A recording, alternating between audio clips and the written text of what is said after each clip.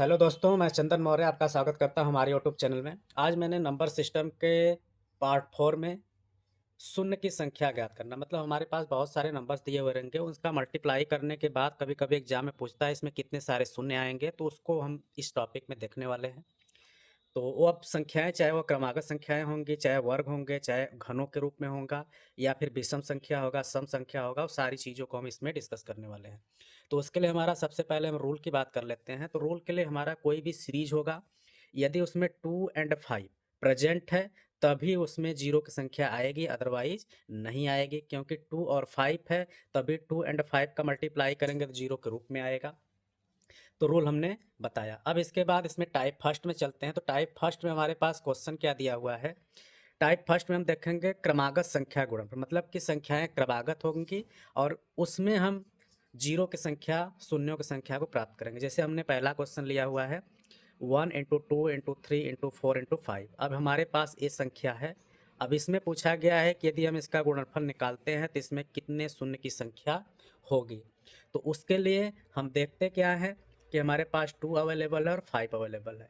तो इसका मतलब कि इसमें तो जीरो होगा, लेकिन कितने होगा उसको निकालने के लिए हम क्या करते हैं, ये जो हमारा सीरीज दिया हुआ रहता है उस सीरीज में जो लास्ट टर्म रहता है उसमें हम क्या करते हैं, डिवाइड करते हैं किसका, 5 का। यदि हम उसमें 5 का डिवाइड करते हैं, जैसे हमारा इस सीरीज में 5 नंबर था, 5 में हमने 5 का डिवाइड किया तो कितना आया, 1। इसका मतलब कि यदि हम इस सारे का मल्टीप्लाई करते हैं तो इसमें जो जीरो आएगा नंबर के साथ वह कितने होंगे, 1 होंगे। इसको हम छोटा नंबर है तो ऐसे मेथड से भी बता सकते हैं। जैसे 5 है, 5 और जा हमारा कितना आएगा 20, फिर 23 जा 60 और 62 जा 120। तो इस तरीके से हमारा 120 आ गया और 120 हमारा कैसे लिखा था ऐसे, और इसमें कितने जीरो आया, इतना। तो हमें इतने सारे कैलकुलेशन नहीं करना है। तो इसमें हमने यही बताना चाहा है कि हम इस तरीके से मल्टीप्लाई करके वैल्यू निकालेंगे। ऐसे मल्टीप्लाई करने में हमारा बहुत ज़्यादा समय लग जाएगा। इससे बेटर है कि लास्ट नंबर पे जाइए, उसमें 5 का डिवाइड करिए। डिवाइड करने के बाद यदि वो संख्या जितनी बार में कट जाता है या फिर नहीं भी कटता है तो वह जो एग्जैक्टली ये कट रहा है वही नंबर हम लेते हैं। आगे और भी क्वेश्चन में हम डिस्कस करेंगे किस प्रकार से हम उसको लेते हैं। तो इस तरीके से हमारा पहला क्वेश्चन हुआ। आगे दूसरे क्वेश्चन की तरफ हम चलते हैं। दूसरा क्वेश्चन में क्या है कि हमारे पास है 1 × 2 × 3 × 4। ऐसे हमने नंबर को लिया हुआ है, ऐसे चलता जा रहा है कहाँ तक, 30 तक। अब इसमें पूछा है यदि हम इसका गुणनफल निकालेंगे तो इसमें शून्य की संख्या कितनी होगी। तो उसको निकालने के लिए हमारा नियम वही है। इस सीरीज में हमारे कुल कितने नंबर्स दिया हुआ है, 30। तो हम क्या करते हैं, 30 को राइट करते हैं। अब 30 में हम किसका डिवाइड करेंगे, 5 का। अब ये 5 से 30 हमारा कट गया 6 टाइम, मतलब कि ये 6 आ गया। अब दूसरी बात इसमें यह भी ध्यान देना है कि जैसे हमने पहले बार में हमने डिवाइड कर दिया, 6 आ गया। अब ये जो नंबर आता है ये हमेशा ही यदि 5 से कम है तो यही आंसर होगा, लेकिन ये 5 से ज़्यादा रहता है तो इस संख्या में हम वापस एक बार फिर से डिवाइड करते हैं। मतलब कि तब तक के हम प्रोसेस अप्लाई करते रहेंगे जब तक कि वो जो नंबर आता है वह 5 से कम न बचे। अब जैसे 5 का आप 6 में भाग करेंगे तो लगभग एक बार में कटेगा, शेष बचेगा। अब जो भी बचेगा उसको छोड़ देना है, लेकिन एक बार में कटा तो एक लेंगे। अब इसके बाद ये जो 6 और 1 आया इसी को हम क्या कर लेंगे, ऐड कर लेंगे। तो ऐड करने के बाद हमारा क्या आया, 7। तो इसका मतलब कि हमारा जो ऑप्शन नंबर सी है ये करेक्ट होगा। ये एक से लेकर के 30 तक संख्याओं का यदि हम क्या करते हैं, गुणा करते हैं, तो गुणा करने के बाद उसमें जो शून्य आएगा उसके साथ वह कितने सारे होंगे, 7 होंगे। इसी प्रकार से तीसरे क्वेश्चन की तरफ बढ़ते हैं।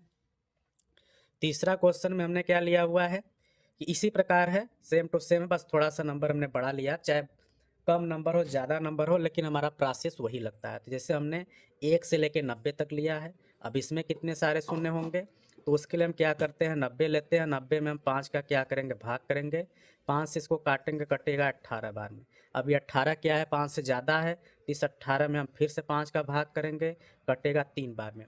अब ये 5 से कम है, इसका मतलब कि ये जो दोनों संख्या या इसको ऐड करेंगे तो 18 और 3 जोड़ने पे कितना आ गया, 21 आ गया। इसका मतलब कि 1 से लेकर के 90 तक संख्याओं का यदि हम गुणनफल निकालते हैं तो उसमें जो शून्य की संख्या होगी वह कितनी होगी, 21 होगी, जो कि हमें ऑप्शन नंबर बी में दिख रहा है। ऐसे ही अगले क्वेश्चन में चलते हैं। मान लेते हैं हमारे पास संख्या 1 से लेके 1000 दे दिया, 10,000 दे दिया, कुछ भी दे दिया, तो हमें सारे प्रोसेस वैसे ही अप्लाई करना है। अब जैसे 1000 है, तो मान लेता हूँ हमारे पास इस सीरीज में 1000 है, इसमें हम क्या करते हैं 5 का डिवाइड करेंगे, 5 से इसको काटेंगे तो ये कट जाएगा हमारा 200 बार में। ठीक, अब ये 200 बहुत ज़्यादा है, तो वापस फिर हम 200 में भाग करेंगे किसका, 5 का, तो 5 चौक का 20, मतलब ये कट गया 40 बार में। फिर से हम क्या करेंगे, इस 40 में भाग करेंगे 5 का, ये कट जाएगा 8 बार में। इसके बाद हम क्या करेंगे, फिर से ये जो 8 है उसमें भाग करेंगे किसका, 5 का, तो कटेगा 1 बार में और शेष भी बचेगा। लेकिन अब जो हमारा ये है 5 से कम हो गया, इसका मतलब कि ए और ए, इनको हमको सारा क्या करना पड़ेगा, ऐड करना पड़ेगा। और ऐड करने के बाद जो संख्या आएगी वही इसमें शून्यों की संख्या भी होगी। जोड़ेंगे तो 240, 48, 49, मतलब कि आ गया 249। तो इसका मतलब कि 1 से लेके 1000 संख्या तक के संख्याओं का यदि हम गुणनफल निकालते हैं तो उसमें जो शून्यों की संख्या होगी वह कितनी होगी, 249 होगी। तो आइए आगे चलते हैं कुछ अलग प्रकार के क्वेश्चन के साथ। अब हम लेते हैं टाइप 2। टाइप 2 में हम क्या लेंगे, वहाँ पे तो क्रमागत सारी संख्याएं थी, अब हम चलेंगे क्रमागत रहेंगी और ये सम संख्या होंगी। यदि क्रमागत सम संख्या होंगी तब हम गुणा करेंगे तो शून्य की संख्या कितनी आएगी, तो उसको आइए देखते हैं। तो हमारा जैसे नंबर हमने लिया है 2, 4, 6 से लेकर के 50 तक। ठीक, अब ये 50 तक है, ये सम संख्या है, तो हमें यह भी पता होना चाहिए कि अब सम संख्या है और उनके बीच में विषम संख्या भी आता है। मतलब कि यदि मैं 1 से 50 तक जाऊंगा तो उस 50 में हमारा जो 25 होगा वह सम संख्या होगा और जो बाकी 25 होगा वह क्या होगा, विषम होगा। ठीक, तो हमें क्या करना पड़ेगा, यहाँ पे 25 लेना पड़ेगा क्योंकि हमें सम संख्या का निकालना है। तो हमें सम संख्या का निकालना है तो हम क्या लेंगे, 25 लेंगे। 25 में हम 5 का भाग करेंगे तो ये कट जाएगा कितनी बार में, 5 बार में। अब फिर इस 5 में हम 5 का भाग करेंगे तो कटेगा 1। अब इन दोनों को हम जोड़ेंगे तो 5 और 1 मिलके हो गया 6। इसका मतलब कि हमारा जो 2 से लेके 50 तक के जो सम संख्याएं होंगी उनका जो मल्टीपल करेंगे उसमें जो शून्य की संख्या होगी वह कितनी होगी, 6 होगी। इसी प्रकार से हमने आगे क्वेश्चंस लिया हुआ है। अगला थोड़ा बड़ा लिया है कि हमको पास हमारे पास यदि सम संख्या 2, 4, 6 ऐसे हमारा कहाँ तक है, 700 तक है, तो उसमें सम संख्याओं की संख्या का अगर हम गुणा करेंगे तो उसमें शून्यों की संख्या कितनी आएगी। तो उसके लिए हम क्या करेंगे कि हम जो ये 700 है इसमें आधा हमारा क्या होगा, आधा जो 350 होगा वह क्या होगा, सम होगा, और आधा जो 350 होगा वह हमारा क्या होगा, विषम होगा। तो हमें सम संख्या का निकालना है क्योंकि ये सब सम संख्याएं हैं। तो 350 में हम क्या करेंगे, 5 का भाग करेंगे, तो भाग करने पे कितना आ जाएगा, 5 सत्ते 35, ही मतलब आ गया 70। ऐसे ही अब हम 70 में किसका भाग करेंगे, 5 का, तो ये आएगा हमारा 14 बार में कटेगा। फिर से हम ये 14 में भाग करेंगे 5 का तो लगभग ये 2 बार में कटेगा।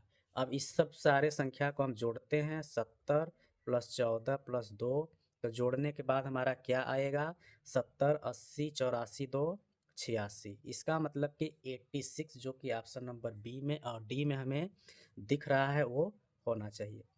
यदि हम 2 से लेकर 700 तक में सम संख्याओं का गुणनफल निकालते हैं तो उसमें जो शून्य की संख्या होगी वह कितनी होगी, 86 होगी। ऐसे आगे हमने टाइप 3 में क्या लिया हुआ है कि क्रमागत संख्याएं होंगी लेकिन वो क्या होंगी, विषम संख्या होंगी। जैसे यहाँ पे अभी हमने सम संख्या का देखा, यहाँ पे हम क्या करेंगे, विषम संख्या।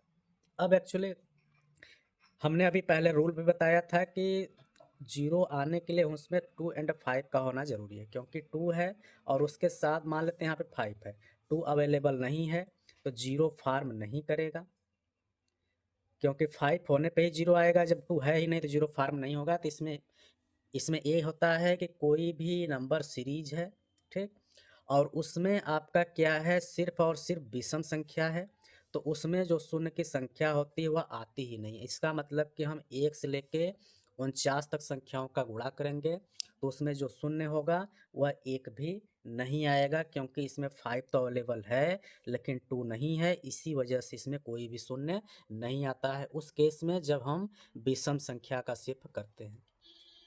इसके बाद हमने टाइप 4 लिया है। टाइप 4 में क्या है कि क्रमागत संख्या वर्ग के रूप में हो। यदि संख्याएं हैं क्रमागत हो लेकिन वर्ग के रूप में है, तब उसमें हम शून्यों की संख्या कैसे निकालेंगे?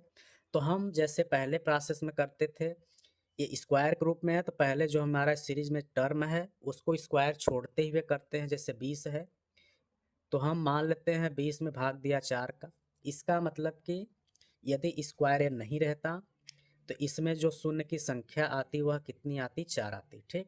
लेकिन अब ये स्क्वायर दिया है मतलब पावर 2 दिया है तो इसको हम इसमें 2 का भी मल्टीप्लाई कर देंगे। अब 2 का जब मल्टीप्लाई करेंगे तो ये हमारा कितना आ जाएगा? 8 आ जाएगा। इसका मतलब कि 1 square plus into 2 square 3 square ऐसे ऐसे हम 20 तक स्क्वायर के नंबर का मल्टीप्लाई करेंगे तो उसके गुणनफल में जो शून्य की संख्या आती है वह कितनी आएगी? 8 आएगी।